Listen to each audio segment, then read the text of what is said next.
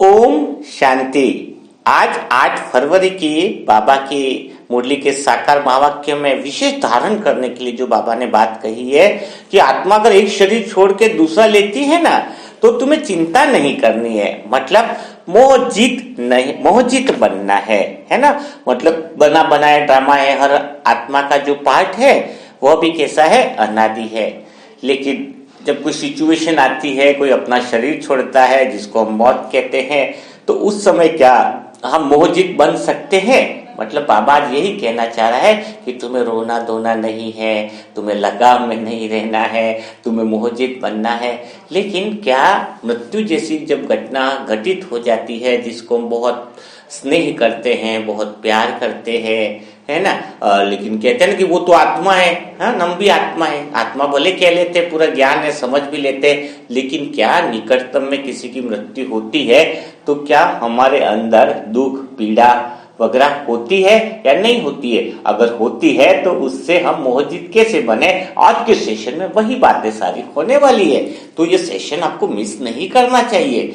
तो आज हम बात करेंगे कि मृत्यु जैसी घटना यानी शरीर छोड़ने की जैसी घटना में भी हम मोहजित बन सकते हैं, लेकिन उसके लिए हमें मृत्यु जैसी घटना को समझना होगा कि मृत्यु क्या है।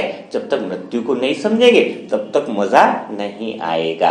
तो देखो, जैसे हम शादी ब्याह करते हैं लोग, कई बार जन्म रस्म होती है, कई बार बच्चा पैदा हुआ तो उसका अभी एक फंक्शन करते हैं, शादी की सालगिरह करते हैं, बर्थडे करते हैं। तो सभी तरह के जब जैसे जो फंक्शंस होते हैं ना, उसमें भी मृत्यु भी एक ऐसा ही फंक्शन है, यानी अनिवार्य घटना है।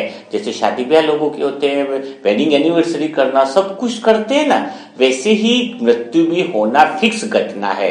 तो जब वो घटना घटित ही होने वाली है तो फिर इसको हम रो धो करके इस घटना या उस उत्सव को क्यों मनाया जाए, है ना। हमें इसको भी ऐसे ही मनाना चाहिए जिससे हम मतलब कोई जैसे कि हम शादी ब्याह या सब तरह के फंक्शंस लोग मनाते हैं, घटनाएं सब तरह की होती है, तो उसी तरह से मृत्यु भी एक उत्सव ही है। लेकिन कैसे, उसको और अच्छे से समझो। जैसे आज किसी आत्मा ने शरीर यहाँ पे छोड़ा, ठीक है ना, तो वही आत्मा दूसरी जगह जाएगी तो क्या होगा? एक ही जन्म और मृत्यु एक ही जगह, एक ही सिक्के के दो पहलू हैं।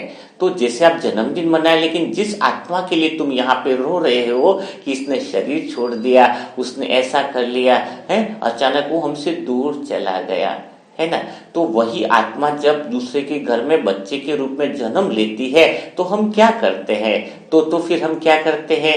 ढोल नगाड़े बजाते हैं, उत्सव करते हैं, फंक्शन करते हैं, बर्थडे मनाते हैं, मिठाइयां बांटते हैं। तो वही आत्मा जिसने इधर शरीर को छोड़ा है, और वही आत्मा जब बच्चे के रूप में दूसरी जगह हॉस्पिटल में जन्म ले रही है तो वहां पर ढोल नगाड़े बज रहे हैं। तो ये सारी चीजें हैं जो घटना है मृत्यु की, वह हमें समझनी होगी। और जब तक हम मृत्यु की घटना को समझेंगे नहीं, तब तक हम मोहजित बन नहीं सकते हैं। अब कहते तो है कि मृत्यु के अंदर किसी को, मतलब कहते हैं कोई कि मृत्यु से भय लगता है, यही होता है। चलो मैं एक बात आज से स्वीकार कर लो। आपके गांव में जैसे आपको साक्षात्कार हो गया, भगवान साक्षात आपके सामने आ गए, ठीक है। अब भगवान ने आपको कहा कि आप मुझसे क्या वरदान मांगना चाहते हो, जो भी वरदान मांगोगे वो आपको मिल जाएगा। तो अभी आपने मांग लिया कि मेरे गांव में किसी की मृत्यु नहीं होनी चाहिए, ठीक है, आपने मांग लिया, क्योंकि आपको तो मृत्यु से डर लगता है ना, मृत्यु से भय लगता है ना। तो अब आपने क्या कर लिया कि आपने मांग लिया कि मेरे गांव में किसी की भी भगवान मृत्यु न होने का वरदान आप दे दो। भगवान ने आपको वरदान दे दिया कि पूरे गांव में अब किसी की मृत्यु नहीं होगी। अब देखो, 100 साल हो गए, 200 साल हो गए, 150 साल ही होने आ गए। अरे मैं तो कहता 100 साल ही होने आ गए, ज्यादा की बात क्यों करें, है। 100 साल हो गए, तुमने देखा कि पूरे गांव में कोई मर ही नहीं रहा है। अब गांव आपका कौन सा बन गया पता है आपको? आपका गांव बन गया बुड्ढों का गांव, क्योंकि कोई मर तो रहा ही नहीं है। अब एक घर में 2 बुड्ढे नहीं, 6 बुड्ढे मिलेंगे, और अगर 200 साल तक ऐसी हालत रही तो 20 बुड्ढे निकलेंगे। इतने सारी दाढ़ियां बढ़ जाएंगी और सब बुजुर्ग ही बुजुर्ग मिलेंगे आपको। अब बताओ, क्या जीवन में अभी एक बुजुर्ग को संभालना बड़ा मुश्किल होता है? इंसान तनाव में आ जाता है, परेशान हो जाता है, और पूरा गांव अगर बूढ़ों का काम है हो गया तो सोचो क्या हालत होगी। अगर कोई मर ही नहीं रहा है तो क्या स्थिति होगी, जरा कल्पना करो। उनकी दाढ़ी कितनी बड़ी रही और उनकी चलने फिरने की स्थिति, उनकी सेवा कौन करेगा, उनका ध्यान कौन करेगा। आप सोचो जरा। तो सोचो, ये मृत्यु का जो आपने वरदान लिया वो वरदान साबित हुआ या श्राप साबित हुआ। मैं निश्चित तय कहूंगा कि भगवान ने आज बताया ना कि बना बनाया ड्रामा है, यानी ड्रामा एक्यूरेट है, ड्रामा में कोई मिस्टेक नहीं निकाल सकता। क्यों कहता है परमात्मा? क्योंकि उसके अंदर राज छिपा हुआ रहता है, हर चीज एक्यूरेट बनी हुई है, बनी बनाई बन रही है, बनी बनाई बन रही है। यानी मृत्यु भी जरूरी है तो जन्म भी जरूरी है, और जन्म भी जरूरी है तो मृत्यु भी जरूरी है। यानी वह हो गए एक सिक्के के दो पहलू। आपको समझ में आया? बहुत अच्छी चीज मैंने आपको बताई है। तो आपको मृत्यु से भय नहीं होना चाहिए हमें। यानी किसी ने अगर एक शरीर छोड़ा है तो वो अपनी दूसरी यात्रा पे चला गया है, कहीं और जन्म लिया है, बस उसका शरीर बदल गया है। लेकिन मेन क्या बात हुई, एक जबरदस्त बात है कि आप किसी से भी मिलो, अपने देह के मिलने वाले वो भी अपने आसपास ही आते हैं, तो थोड़ा सा इसको और समझो। बाई चांस मैंने आपसे 500 रुपया उधार लिया, किसी फंक्शन में आया हो, मेरा पर्स में भूल गया, ओके ठीक है, बहुत अच्छे से समझना था कि आपको मृत्यु का भय निकलेगा, आत्मिक स्थिति पावरफुल होगी। अब आपसे मैंने 500 रुपया उधार लिया, ओके ठीक है। अब मैं वापिस आ गया अपने घर पर, 2 दिन हो गए, 4 दिन हो गए, 6 दिन हो गए, फिर आपसे मेरी मुलाकात होती है। और जब वो आप कहते हो कि यार वो 500 रुपया आपने मुझसे लिया था, उस दिन अर्जेंट जरूरत पड़ गई, आप मुझे दे दो। पर मैंने कहा कि यार मेरा तो नहीं है, मैंने तो नहीं लिया, और मेरा तो वो ड्रेस भी नहीं पहना हुआ है। यानी उस दिन मैंने बहुत अच्छे से लाल ड्रेस, लाल कोट पहना हुआ था, है सब कुछ, और अभी मेरा ड्रेस बिल्कुल अलग है। तो क्या वो मेरे से पैसा छोड़ देगा कि आपने तो उस दिन अलग ड्रेस था और आज अलग ड्रेस है? वो क्या बोलेगा, ड्रेस अलग हुई तो क्या बात हुई, पैसा तो आपने लिया है ना मुझसे, तो आपको देना पड़ेगा।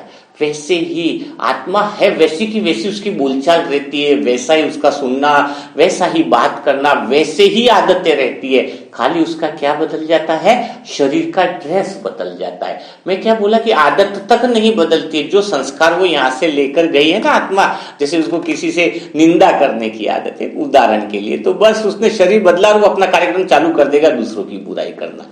आप तो अपने मिलने वाले के, मरने वालों को, जो मर गया है, शरीर छोड़ दिया है, उसको अगर आसपास ही कहीं हिसाब किताब है और पहचानना चाहोगे ना, तो गली मोहल्ले में मिल जाएंगे वो आपके, जिसने शरीर छोड़ा। अगर आपकी परखने की शक्ति तेज होगी तो बिल्कुल आप पहचान जाओगे कि ये वही है। आया ना समझ में? तो क्योंकि हिसाब किताब तो आसपास ही रहता है, ज्यादातर आत्माएं उसके चांसेस यही रहते हैं कि वो यहीं पे जन्म लेती है। तो आपको समझना होगा कि कार्मिक अकाउंट, यानी कार्मिक अकाउंट समझे कि ज्यादातर जन्म आसपास ही रहते हैं, तो मृत्यु से तो कुछ भय भी नहीं रहता है। इसलिए आपने एक चीज बहुत गहराई से आपको समझनी होगी कि कहते हैं कि हस्बैंड और वाइफ का 7 जन्म का रिश्ता होता है। तो इस बात का अर्थ समझे आप, बहुत गहरा अर्थ है इसका। बिल्कुल 7 जन्म का क्या, शायद 10 जन्म का रिश्ता रहता है, मैं कहता हूं। क्यों रहता है, बिल्कुल आपको समझना होगा। क्योंकि वो हस्बैंड वाइफ एक बार शादी करी ना, तो सबसे ज्यादा हिसाब किताब किसके होंगे, हस्बैंड और वाइफ के ही होंगे, है ना। जो अपन जिनके साथ रह रहे हैं ना, वो तो ज्यादातर रिपीट के रिपीट हमें वही आत्मा ज्यादातर हमें मिलती रहती है, बहुत ज्यादा। क्योंकि हमारे कार्मिक अकाउंट जो है आत्मा की लेन देन है, वही पता ना, शरीर का कपड़ा बदल लिया तो भी मुझे 500 रुपया तो बदल देना ही है ना। तो वैसे ही अब जब मैंने ड्रेस चेंज किया आत्मा रूप में, तो मेरा हिसाब तो मुझे पूरा करना ही है। लेकिन यहां पर एक बात है कि हस्बैंड वाइफ जो है वो हमेशा हस्बैंड वाइफ के रिलेशन में आएंगे। ये थोड़ा सा कहने में गलती हो गई। कहते हैं ना तुम्हारा तो 7 जन्म का रिश्ता है, यानी 7 जन्म में वो हस्बैंड वाइफ नहीं बनने वाले। आप समझे कुछ बात को, वो हस्बैंड वाइफ नहीं, वो मामा बन सकता है, बच्चा बन सकता है, पड़ोसी भी बन सकता है। आप समझे, पड़ोसी भी बन सकता है, घर गृहस्थी के अंदर के दूर का रिश्तेदार बन सकता है, पर हिसाब है ना, तो कहीं ना कहीं आसपास ही उसका जन्म रहता है। ये थोड़ा सा समझने की बात है थोड़ा, क्योंकि आप ये तो प्रैक्टिकली है ना समझने की बात की हमारा जिसके साथ हिसाब किताब ज्यादा समय रहे उसके साथ हिसाब किताब मेरा ज्यादा होगा, उसके साथ मेरे कर्मों का हिसाब किताब ज्यादा होगा। तो हमारे आसपास आज जो भी आत्मा है, आपके आसपास भी जो भी आत्मा है जिसके लिए हम रो रो के दुखी हो रहे थे, वो वापिस जन्म लेके हमारे सामने ही खड़े हैं। अगर बहुत अच्छी स्मृति है आपकी, बहुत अच्छी समझ है ज्ञान की, तो बहुत अच्छे से पहचान जाओगे। और जब आपको लगेगा कि जिनके लिए मैं पिछले जन्म में बहुत रो रहा था, शरीर छोड़ा था, अभी आज मिल गया है, तो उससे तो आपको खुशी होनी चाहिए, चाहे वो गाली दे चाहे कुछ भी दे। अरे तू मर गया था, मैंने तेरे दुख मना रहा था, कम से कम भी हिसाब किताब पूरा करने के चक्कर में भी आया तो है मेरे साथ। अगर आप रियलाइजेशन करोगे तो आपको अनुभव होगा। हर एक आत्मा जिसके साथ आप मिलते हो, किसी न किसी समय उसने शरीर छोड़ा होता है। तो मैं यहाँ पे थोड़ी सी और बात को लेना चाहूंगा कि हर एक जो है वो आत्मा है, इसका निश्चय अगर आपको हो जाए, आत्मिक स्थिति का पता चल जाए कि तो शरीर छोड़ता है ना, और दूसरा शरीर लेता है, और वही दूसरी जगह जहां पर बर्थडे वगैरह मनाया जाता है। तो हमें मोह लगाव नहीं रखना चाहिए। आज है लेकिन कैसा, देखो एक चीज बताता हूं मैं, जैसे आपने कोई हाथ में कोई चीज पकड़ रखी है, मोबाइल ही पकड़ रखा है। अब मोबाइल पकड़ रखा है तो आपको अंदर से एक बात का पता है ना, क्या पता है कि यह एक न एक दिन या एक न एक समय छूटने वाला है। क्या आपको इसका ज्ञान है या नहीं? पूछो, अगर मैं आपको एक हाथ में मोबाइल पकड़वा के रखूं तो क्या पकड़ते हुए आपको इस चीज का ज्ञान नहीं रहेगा कि मोबाइल छूटेगा? तो अगर आपको इस चीज का ज्ञान है कि मोबाइल एक न एक समय तो छूटने वाला है, फिर जैसे मोबाइल छूट भी जाएगा तो आपको टेंशन नहीं होगी। क्यों टेंशन नहीं होगी? क्योंकि आपने हाथ में पकड़ा है, लेकिन इसके साथ में आपको इस चीज की शिक्षा प्राप्त है कि मोबाइल तो एक न एक दिन छूटने वाला ही है। तो वैसे ही जो रिश्ते नाते मिले हैं ना, तो जब तक अपने साथ आनंद के साथ रहना उनके साथ, लेकिन अंदर इस बात की स्मृति रखनी है, अंदर इस बात की नॉलेज रखनी है कि एक न एक दिन तो ये मेरे से क्या है, या तो मैं छूट सकता हूं या वो मेरे से छूट सकते हैं, यानी शरीर का छूटना तो तय है। इस बात की अगर स्मृति रहे, इस बात की अगर नॉलेज रहे, तो हमें शरीर छूटने से कोई डर नहीं लगेगा। अच्छा, पता है आपको मृत्यु की घटना क्या होती है?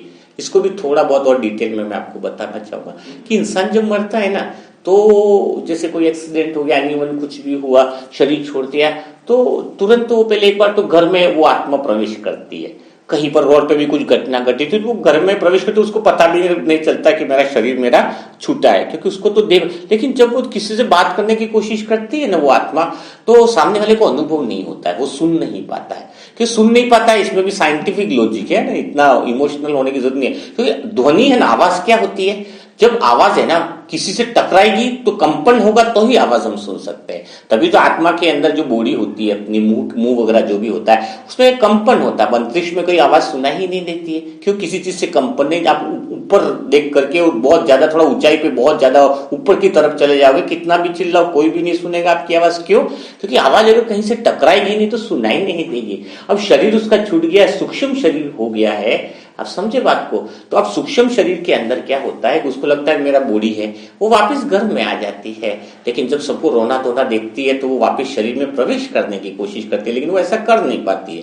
मैं थोड़ा फास्टली बता रहा हूं आपको, ऐसा नहीं बोलना कि भाई जी थोड़ा धीरे बोलो। भाई मैं, आप लोकल ट्रेन हो, मैं एक्सप्रेस ट्रेन हूं, तो मैं अपनी ट्रेन की स्पीड छोड़ के आपकी ट्रेन में क्यों बैठूं? अगर आपको बहुत अच्छा एडवांस बनना है तो आपको समझना भी जल्दी फास्ट करना पड़ेगा, क्योंकि तीव्र गति का पुरुषार्थ करने वाली आत्मा हो ना। तो चलो थोड़ा और सेशन को आगे स्टार्ट करते हैं। तो क्या होगा कि जैसे ही 11 दिन तक है ना वो आत्मा, हाँ मैंने आपको बताया कि वापस प्रवेश करने की कोशिश करती है, इसके बाद सीधी आत्मा ऊपर चली जाती है, यानी परमात्मा की छत्र छाया में। और वो आत्मा इतना हल्कापन का अनुभव करती है कि उसको बहुत अच्छा लगता है शरीर छोड़ने के बाद, क्योंकि उसके बोझ खत्म हो गए, सब कुछ खत्म हो गया। लेकिन वहां पे एक प्रश्न पूछा जाता है। क्या प्रश्न पूछा जाता है कि आपको इतना अच्छा लग रहा है, सब कुछ है, बहुत बेटर है, तो क्या सदा आप इधर रहना चाहोगे? अब आप वापिस अपने घर वालों वगैरह से किसी से मिल नहीं पाओगे, लेकिन आप यहाँ पर रहना चाहोगे, इतना आनंद में आप, तो या फिर एक बार मिलना चाहोगे? तो वो फिर एकदम से उसको स्मृति आ जाती है। वो आत्मा कहती है नहीं नहीं, मैं एक बार तो मिलना चाहूंगा, नीचे जाके आना चाहूंगा। तो फिर वो आत्मा नीचे आ जाती है और वहीं पे अपना दुर्भाग्य कर लेती है। और 13 दिन तक जो घटनाएं अपनी घटित होती हैं, 13 दिन का जो अपन मरने के बाद जो प्रक्रिया अपनाते अपने हैं, तो 13 दिन तक जब वो आत्मा अपने घर में रहती है, उस समय उस आत्मा को एहसास हो जाता है, क्योंकि चाहे वो सगी पत्नी क्यों न हो, उसके मन की आवाज को वो सुन पाता है और अनुभव कर पाता है कि मुझसे सच्चा प्यार नहीं करती है। क्योंकि वो 1 दिन रोएगी, 2 दिन रोएगी, इसके बाद क्या करती है पत्नी भी, अरे प्रॉपर्टी का क्या होगा? अभी इनके भाई कहीं प्रॉपर्टी नहीं, वो LIC के कागजात किधर रखे है। दूसरा कोई दोस्त होगा तो वो सोचेगा इसने तो मेरे से, मैंने उससे 2 लाख रुपए लिए थे, किसी को पता तो है नहीं, अब काहे को बता। तो वो जब सबके मन की बातों को सुनता है ना, तो उसको इतना रोना आता है, उसको लगता है कि मैं किसके लिए नीचे आया, इतने सारे खराब लोग हैं, इनका चिंतन, इनकी सोच इतनी घटिया है। तो जब वो वापस ऊपर जाने की कोशिश करता है तो भगवान कहता है अब तुझे यहाँ पे नहीं रख सकेंगे, अब तुझे वापस अपना भाग्य बनाना पड़ेगा, ऐसा पुरुषार्थ करना पड़ेगा, नीचे रहते हुए भी तुझे मेरी याद करनी पड़ेगी। तब फिर तो जो है वो दोबारा यहाँ पर हमेशा के लिए रह सकता है। और उसी संकल्प के साथ वो आत्मा जब शरीर में प्रवेश करती है तो अंदर वादा करती है भगवान के साथ गर्भ के अंदर कि हे परमात्मा, मैं कभी बुरा काम नहीं करूंगी, मैं संसार में जाऊंगी लेकिन सबके साथ प्रेम के साथ रहूंगी, सबके साथ शुद्ध स्नेह के साथ रहूंगी। इतना दृढ़ संकल्प करती है, इसके मन में इतनी शुद्धता आ जाती है, तभी हम बच्चे को भगवान का रूप कहते हैं। क्योंकि बच्चा जब जन्म लेता है कुछ समय तक उसकी खेल कूद देखो, उसके लिए कोई वैल्यू नहीं है। हमारे पास 2000 की नोट फट जाएगी तो हम रोएंगे, परेशान होंगे। उसको 2000 की नोट फाड़ देगा हाथ से तो भी उसको कोई पता नहीं है, कुछ वैल्यू नहीं, उसका दिल शुद्ध, उसको कुछ भी पता नहीं, इनोसेंट जिसको कहते हैं। इसलिए उसका मन शुद्ध होने के कारण हम उसे भगवान का रूप है। लेकिन जैसे जैसे बड़ा होता है तो विकारों के अंदर फंसने लगता है, विकारों का प्रभाव उसकी बुद्धि पर पड़ने लगता है। लेकिन अभी तो स्वयं ऊंचे ऊंचे भगवान ने आकर हमें हर चीज का ज्ञान दे दिया है, तो अब हमें मृत्यु से नहीं डरना चाहिए। डरना चाहिए तो बुरे कर्मों से डरना चाहिए, डरना चाहिए तो बुरी आदतों से डरना चाहिए। तो समझ में आ गया आप सभी आत्माओं को। अब कभी मृत्यु से आप डरोगे तो नहीं, मोहजित बनना है। मृत्यु भी एक सुंदर घटना है जिसके अंदर खुशियां छिपी हुई है। जब एक व्यक्ति शरीर छोड़ता है तभी तो दूसरी जगह ढोल नगाड़े बजते हैं ना। तो कल फिर हम मुलाकात करेंगे नए सेशन के साथ, नई बातों के साथ। तब तक के लिए सभी भाई बहनों को ओम शांति। साथ में एक संदेश भी देना चाहूंगा कि इसी चैनल पर बहुत अच्छे 21 दिन का वीडियो योग और तीव्र पुरुषार्थ कैसे करें, बहुत जबरदस्त वीडियो अपलोड किए हुए हैं। 21 दिन तक अगर आप रेगुलर इसको अटेंड करते हो तो आपकी लाइफ में यानी योग और जो पुरुषार्थ है उसकी गति आपकी बहुत बड़ी तीव्र हो जाएगी। क्योंकि बहुत सारे भाई बहनों के अनुभवों के साथ वो वीडियो लॉन्च किया गया है। तो बिना देरी किए उन वीडियो को भी आप बहुत अच्छे से देखिएगा। तब तक के लिए सभी भाई बहनों को ओम शांति, ओम शांति, ओम शांति।